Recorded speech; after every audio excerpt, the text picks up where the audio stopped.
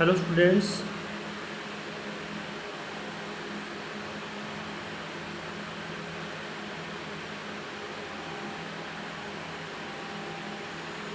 सो अपन स्टडी कर रहे थे आगम के बारे में। अपन ने कल आगम जो रेवेन्यू आगम होती क्या है उसके बारे में पढ़ा था। आगम के बहुत सारे जो प्रकार है, टीआर है, एमआर है, एआर है, इनके बारे में पढ़ा था। और लास्ट में अपनी चल रही थी औसत आगम, क्या एवरेज रेवेन्यू, जिसको अपन ने क्या बोलते हैं, कीमत भी बोलते हैं। औसत आगम ही फर्म की कीमत भी होती है। होती क्या है, एक फर्म जब विभिन्न इकाइयाँ बेचती है तो प्रति इकाई जो आय मिलती है वो औसत आगम होती है, जिसकी गणना किसे करते हैं, फर्म की कुल आगम को फर्म की जो बिक्री मात्रा है उसे विभाजित करके करते हैं। और अपने ये भी बोल सकते हैं कि प्रति इकाई जो कीमत होती है वस्तु की जो प्रति इकाई कीमत होती है वो ही क्या होती है, औसत आगम होती है। सो ये जो प्रकार है और ये डेफिनेशन, एक फर्म की औसत आगम ही उत्पादन की कीमत होती है। फर्म का एआर वक्र को बिक्री वक्र तथा फर्म का मांग वक्र भी कहते हैं। इट्स इम्पोर्टेंट, ये चीज़ लाइन इम्पोर्टेंट है। एक फर्म का जो एआर वक्र मतलब औसत आगम वक्र है वो ही फर्म का मांग वक्र भी होता है। ये इम्पोर्टेंट है, ये ध्यान रखना आप, ठीक है। औसत आगम के फॉर्मूले देखो। और फिर अपन इसके बाद जो अलग अलग बाज़ार हैं उसमें आगम की ये जो आगम वक्र हैं उनकी आकृति कैसी होती है इसके बारे में स्टडी करने वाले हैं आज।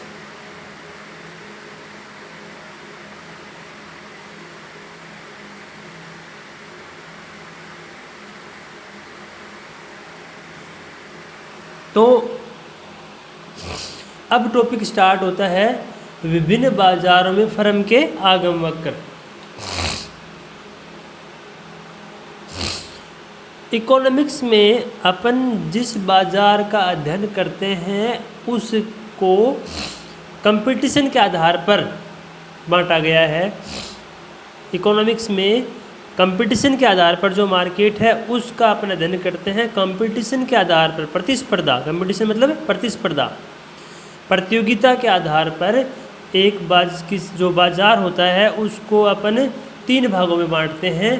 एक तो होता है पूर्ण प्रतिस्पर्धा, एक होता है अपूर्ण प्रतिस्पर्धा और एक होता है एकाधिकार।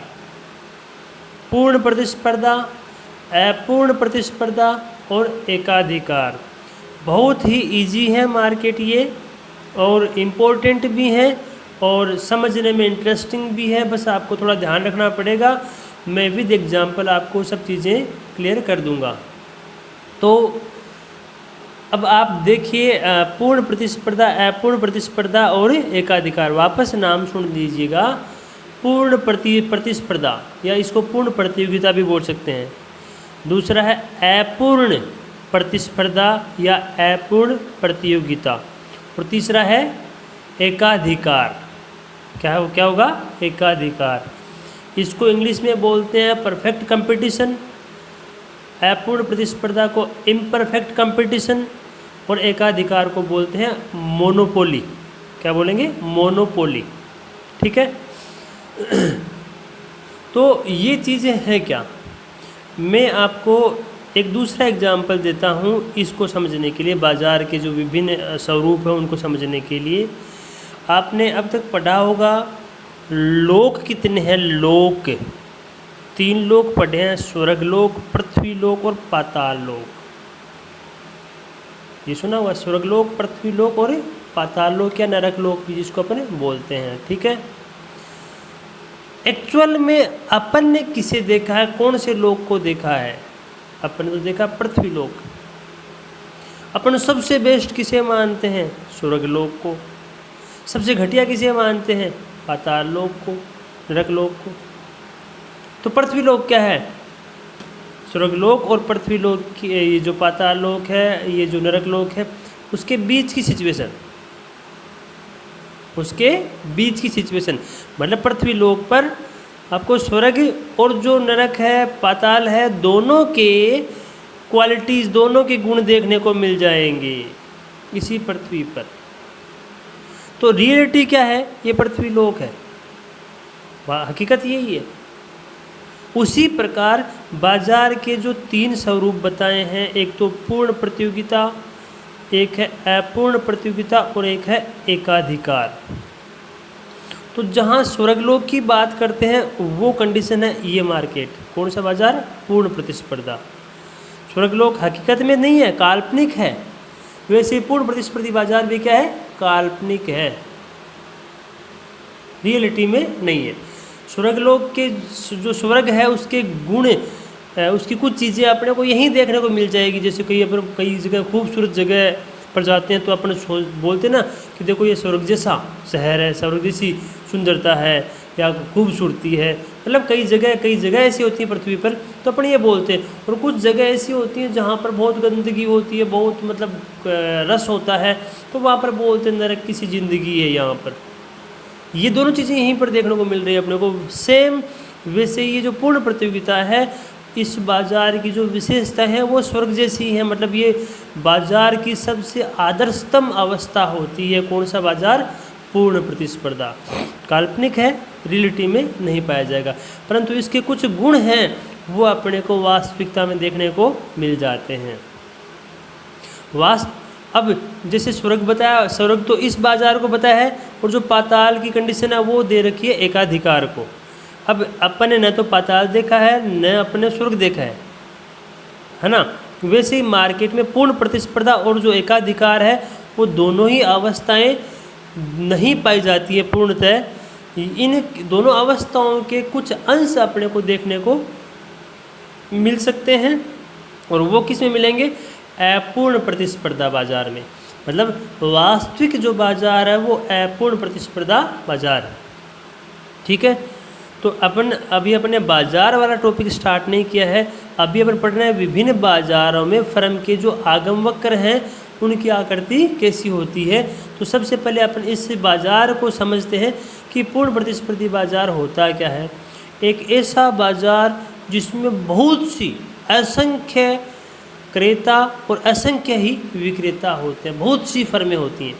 सबसे पहली बात तो ये बता दूं कि फर्म किसे कहते हैं। फर्म क्या होती है? किसी वस्तु का उत्पादन करने वाली एक इकाई। किसी वस्तु का उत्पादन करने वाली एक इकाई। जैसे अपन किसी कंपनी को बोल सकते हैं, जैसे बिरला सीमेंट की कंपनी है वो क्या है? कि फर्म है। जेके सीमेंट की कंपनी है वो क्या है? कि फर्म है। सैमसंग मोबाइल की कंपनी है वो क्या है? कि फर्म है। ठीक है, तो फर्म क्या है? किसी वस्तु का उत्पादन करने वाली इकाई। एक वर्ड आता है उद्योग। क्या वर्ड आता है? उद्योग, इंडस्ट्री। उद्योग क्या है? फर्म तो उत्पादन करने वाली एक इकाई, उद्योग क्या है? तो अपन क्या नॉर्मल लैंग्वेज में क्या काम लेते हैं? कारखाने को अपन बोलते हैं उद्योग। कारखाने को बोलते हैं अपन उद्योग। परंतु इकोनॉमिक्स में और ये रियलिटी में भी थोड़ा सा फर्क है। वैसे जैसे अपन बोलते हैं सीमेंट उद्योग, सीमेंट इंडस्ट्री। तो सीमेंट इंडस्ट्री में क्या है कि सीमेंट बनाने वाली टोटल फर्में आ गई हैं। सारी जो कंपनियां हैं सीमेंट बनाने वाली वो सारी आ गई हैं। कपड़ा इंडस्ट्री, जो कपड़ा है उद्योग, क्लॉथ इंडस्ट्री, इसमें क्या है? जो भी इंडस्ट्री, जो भी कंपनियां कपड़ा बना रही हैं वो सारी की सारी आ गई हैं। ठीक है, तो उद्योग का मतलब क्या होता है? एक जैसा उत्पादन करने वाली फर्मों का समूह है।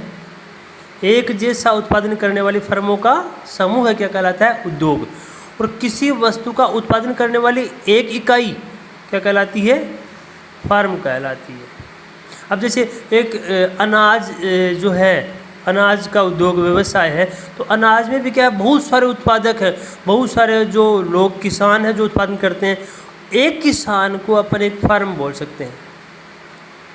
एजुकेशन इंडस्ट्री, जैसे अपने स्कूलें हैं, बहुत सारी स्कूलें हैं, एक स्कूल है वो फर्म हो सकती है। एजुकेशन इंडस्ट्री किसको बोलेंगे? जितनी भी स्कूल है सबको मिला करके एजुकेशन इंडस्ट्री बोलेंगे। और जो फर्म क्या है? एक अकेली स्कूल, वो है, वो क्या है? फर्म है। तो इनका डिफरेंस करना समझिएगा। तो पूर्ण प्रतिस्पर्धी बाजार क्या होती है? ऐसा बाजार जिसमें बहुत सी फर्में होती हैं। कितनी फर्में? बहुत सारी।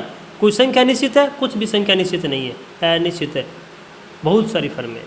जैसे किसान कितने हैं अपने देश में? बहुत सारे किसान हैं। कोई संख्या टारगेट फिक्स संख्या है? नहीं, कोई संख्या फिक्स नहीं है।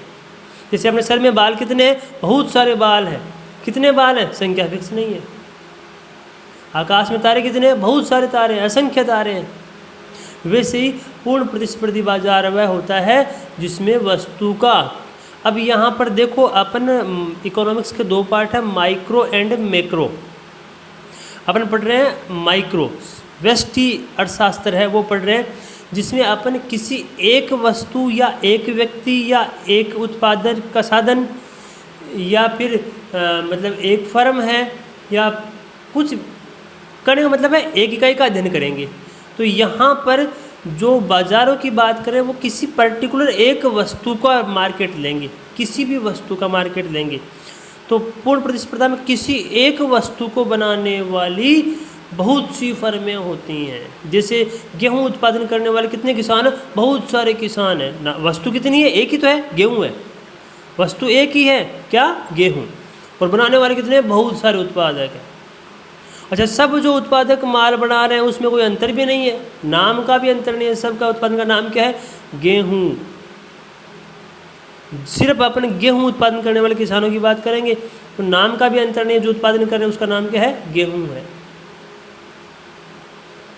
तो मैंने कहा कि आप एक्चुअल में रियलिटी में इसको मतलब इसकी थोड़ी थोड़ी क्वालिटीज़ आपको देखने को मिलेंगी, पूर्णतः ये बाजार देखने को नहीं मिलता है। तो समस्त बहुत सारी फर्में होती है, सारी फर्में समरूप, समरूप का मतलब होता है पूर्ण स्थानापन्न, जिस माल में कोई भी अंतर नहीं हो, ऐसा माल बनाती हैं। जैसे गेहूं बनाने वाले उत्पादन करने वाले किसान हैं तो बहुत सारे किसान हैं और सारे किसान एक जैसा गेहूं उत्पादन करते हैं। अब रियलिटी में तो क्या है कि गेहूं में भी थोड़ा बहुत फ़र्क हो सकता है कि नहीं, परंतु इस बाज़ार में जो वस्तु बनाती हैं फर्में, उस वस्तुओं में कोई भी अंतर नहीं होता है। और जब वस्तुओं में कोई भी अंतर नहीं होता है, दो वस्तुओं में या विभिन्न वस्तुओं में जब कोई भी नाम, रंग, रूप, आकार, प्रकार कोई भी अंतर नहीं होता है तो उसको अपन बोलते हैं पूर्ण स्थानापन्न। समरूप को क्या बोलेंगे? पूर्ण स्थानापन्न। तो पूर्ण स्थानापन्न वस्तुओं का उत्पादन करती हैं इस बाजार में, तथा समान कीमत पर विक्रय करती हैं। पूरे मार्केट में एक ही रेट रहती है वस्तु की, पूरे मार्केट में एक ही रेट रहती है। अब इस चीज़ को मैं एक आपको थोड़ा सा एग्जाम्पल देता हूँ। जैसे अपने गेहूं उत्पादन करने वाले बहुत से किसान हैं, है ना। क्या सब किसानों को, या किसान मतलब उत्पादक हो गए, फर्म हो गए, तो क्या सब किसानों को अलग अलग रेट मिलती है क्या? प्रोडक्शन की अलग अलग रेट नहीं मिलेगी, बल्कि एक ही रेट मिलती है। अच्छा, वो रेट तय कैसे होती है? वो रेट तय होती है बाजार मांग और बाजार पूर्ति से। मांग और पूर्ति वाला चैप्टर यहाँ पर इम्पोर्टेंट है, वो इनका यूज होगा, यहाँ पर ध्यान रखें ये बात का। किसी भी वस्तु की कीमत तय कैसे होती है? उस वस्तु की मांग और पूर्ति से। कई बार आप देखते हो कि जो अपने गोल्ड है, सोना है, तो सावा की सीजन चाले जना सोनो महंगो हो जाए, पनीर महंगो हो जा, ब्लैक में सिलेंडर महंगा हो जाए। ये सब चीज़ें क्यों उस टाइम पर महंगी क्यों होती है? क्योंकि उस टाइम पर उनकी डिमांड बढ़ जाती है, उनकी उस टाइम उनकी मांग बढ़ जाती है। तो जब मांग बढ़ती है तो कीमतें बढ़ जाएंगी, और जब वस्तु की सप्लाई बढ़ती है, पूर्ति बढ़ती है, तो कीमतें गिर जाती हैं। जैसे मतलब प्याज का उत्पादन खूब हुआ, खूब प्याज का उत्पादन हुआ, तो जो 80 रुपये किलो बिकने वाला प्याज है वो 5 रुपये किलो पर आ गया। होता है कि नहीं होता ऐसा वास्तविकता में? तो ये पूर्ति बढ़ने पर है, ठीक है। मैगी वाले के बारे में एक अखबार में न्यूज आई कि भाई ये मैगी है वो स्वास्थ्य के लिए क्या है, बहुत हानिकारक है, ये है वो है। लोगों ने तुरंत मैगी की डिमांड क्या कर दी? कम कर दी। डिमांड कम करते ही मैगी तुरंत सस्ती हो गई, रेट गिर जाती है मार्केट में। तो कहने का मतलब क्या हुआ कि डिमांड और सप्लाई से रेट तय होती है किसी भी वस्तु की। ये जो पूर्ण प्रतिस्पर्धी बाजार है इसमें। अब जैसे बात करते हैं लक्स साबुन की, तो लक्स साबुन की कीमत तो लक्स कंपनी तय करती है, ठीक है। परंतु लक्स, अब यहाँ पर ये ध्यान रखो कि लक्स बनाने वाली कंपनी तो एक ही है, परंतु गेहूं बनाने वाले तो उत्पादक बहुत सारे हैं। है कि नहीं। तो यहाँ पर लक्स जो साबुन है वो एक दूसरा मार्केट है, और ये जो गेहूँ है, कृषि पदार्थ देखते हैं, इनका मार्केट कोई दूसरा मार्केट है। अलग अलग मार्केट है, इसलिए उसमें कीमत का जो रूल है, नियम है, वो भी क्या होंगे, अलग अलग होंगे। तो पूर्ण प्रतिस्पर्धी बाजार वो होता है जिसमें उत्पादन और विक्रय करने वाली बहुत सी फर्में होती हैं, और सारी फर्में समरूप उत्पादन करती हैं और समान कीमत पर माल को बेचती हैं। जैसे गेहूं की कीमत है, तो गेहूं के भाव अगर 2000 रुपये क्विंटल के हैं मंडी में, तो आप बेचो तो भी आपको 2000 क्विंटल के मिलेंगे, मैं बेचूं तो मुझे भी 2000 के मिलेंगे। इस बाज़ार में वस्तु की कीमत का निर्धारण बाजार मांग व बाजार पूर्ति के संतुलन द्वारा होता है। बाजार मांग का मतलब क्या हुआ, सारे क्रेता मिलकर जो मांग करते हैं वो बाजार मांग है, और बाजार पूर्ति क्या होती है, सारे विक्रेता मिलकर जो पूर्ति करते हैं वो बाजार पूर्ति होती है। तो बाजार मांग और बाजार पूर्ति के द्वारा होता है। एक व्यक्तिगत फर्म मतलब एक व्यक्तिगत उत्पादक है, वो बाजार द्वारा निर्धारित कीमत पर चाहे जितना उत्पादन बेच सकती है। अब देखो गेहूं के भाव हैं 2000 रुपये क्विंटल, तो 2000 रुपये क्विंटल के भाव पर मैं कितना गेहूं बेच सकता हूं, जितना मेरे पास है, जितना मेरी मर्जी उतना गेहूं बेच सकता हूं, मेरे पास जितना होगा उतना बेच सकता हूं मैं, मतलब कोई लिमिट नहीं है। और 2000 रुपये क्विंटल के भाव हैं, तो क्या इस भाव को मैं बदल सकता हूं क्या, क्योंकि यहाँ पर सपोज कीजिए कि मैं भी एक क्या हूँ, गेहूँ का उत्पादक हूँ, तो मार्केट में जो 2000 रुपये क्विंटल के भाव हैं, क्या उनको मैं अकेला चेंज कर सकता हूँ, मैं चेंज नहीं कर सकता। मैं क्या कर सकता हूँ, जो कीमत है मार्केट में तय है उस कीमत पर जितना मर्जी उतना उत्पादन बेच सकता हूँ। तो यहाँ पर ये हो गया। अब देखो ये है बिक्री मात्रा, क्वांटिटी ऑफ सेल्स 1 2 3 4। ये 10 रुपये जो कीमत AR बोल दो या P बोल दो, तो कीमत है वो मार्केट में तय होती है, बाजार मांग और बाजार पूर्ति से कीमत तय होती है। अब फर्म से 1 बेचे, 2 बेचे, 3 बेचे, 4 बेचे, कीमत में कोई परिवर्तन नहीं होता, कीमत क्या रहती है, सेम रहती है। तो जब 1 बेचती है फर्म, तो फर्म को 10 रुपये मिलते हैं, तो TR कितनी होगी 10। 2 बेचेगी तो 2 गुणा 10 बराबर 20। 3 बेचते तो 3 गुणा 10 बराबर 30। 4 बेचने पर 40, 5 बेचने पर 50। तो फर्म की AR है वो तो स्थिर है, और TR है वो लगातार बढ़ रही है। किस क्रम से बढ़ रही है, समान क्रम से, 10 10 10 10 10, हर जगह 10 10 की वृद्धि हो रही है, ठीक है। और MR क्या होती है, TR में परिवर्तन। तो पहले 0 से 10 तो 10 का, फिर 10 से 20 कितना परिवर्तन हुआ, 10 का, फिर 20 से 30 कितना परिवर्तन हुआ, 10 का, फिर 40 10 का, फिर 50 10 का। तो जो MR है वो भी क्या रहती है, 10 10 रहती है, मतलब AR के बराबर ही MR रहती है और स्थिर रहती है। और TR है वो समान क्रम से बढ़ेगी।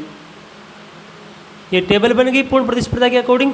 और यहाँ पर Y अक्ष पर तो ले ली आगम और X अक्ष पर ले ली बिक्री मात्रा। Y अक्ष पर आगम और X अक्ष पर ले ली बिक्री मात्रा, ये है क्वांटिटी 1 2 3 4। सो TR वक्र 0 बिक्री पर 0 होगी, और जो जो बिक्री बढ़ेगी समान क्रम से बढ़ता जाएगा TR वक्र।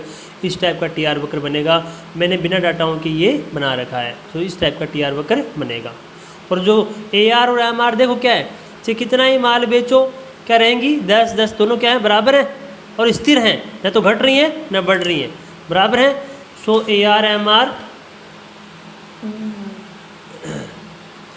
ये देखिए बिक्री मात्रा है नीचे, इधर आगम Y अक्ष पर आगम ले ली, ये OP 10 रुपये है, कितना ही बिक्री बढ़ाओ ये 10 10 10 स्थिर है, तो समतल लाइन बन गई। आगे क्या लिखा है, AR बराबर MR लिखा हुआ है।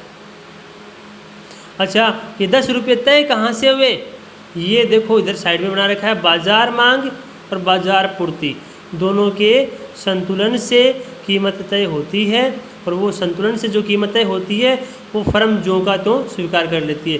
जैसे सपोज कीजिए कि वही बात है, मूंग के भाव हैं 50 रुपये किलो, मूंग के भाव हैं, तो मूंग के जो भाव 50 रुपये किलो हैं वो चूँकि मैं भी मूंग का एक उत्पादक हूँ, तो मैं तय थोड़ी कर रहा हूँ, मैंने तय नहीं किए हैं, बाज़ार में मूंग की जो डिमांड और सप्लाई है उससे तय हुए हैं।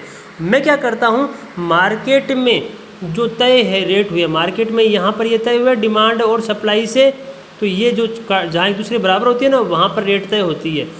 तो ये रेट तय हुई और मैं क्या करता हूँ कि इस रेट को जो का तो स्वीकार कर लेता हूँ और इस पर अपना माल बेचता हूँ, परंतु इस रेट में कोई परिवर्तन नहीं कर सकता। सो AR बराबर MR। अब देखो, अभी थोड़ी देर पहले अपने पढ़ा है कि जो AR वक्र है उसको बिक्री वक्र तथा फर्म का मांग वक्र भी कहते हैं, ये पढ़ा है अपन ने। सो ये जो AR वक्र है यही MR वक्र है, यही AR वक्र है। AR वक्र है वो फर्म का मांग वक्र भी है। और आपने मांग वाला पढ़ा है चैप्टर, तो आपको पता भी होगा कि इस टाइप का जो मांग वक्र है उस पर मांग की लोच होती है अनंत लोचदार, पूर्णतः लोचदार मांग की लोच होती है, ये ध्यान दें। तो AR वक्र को एक फर्म का मांग वक्र भी कहते हैं। पूर्ण प्रतिस्पर्धी बाजार में सभी फर्मों द्वारा समरूप उत्पादन करने के कारण एक फर्म का मांग वक्र AR वक्र पूर्णतः लोचदार होता है। भाई सब फर्म एक जैसा माल बनाती हैं और एक फर्म निश्चित कीमत पर चाहे जितना माल बेच सकती है, अतः एक फर्म का जो मांग वक्र है वो पूर्णतः लोचदार होता है। इस बाजार में फर्म की AR व MR समान होती हैं तथा TR में समान क्रम से वृद्धि होती है। ये मैटर है पूर्ण प्रतिस्पर्धा का, पूर्ण प्रतिस्पर्धी बाजार का। बाकी का मैटर अपन कल देखते हैं, एकाधिकारी बाजार का कल देखते हैं।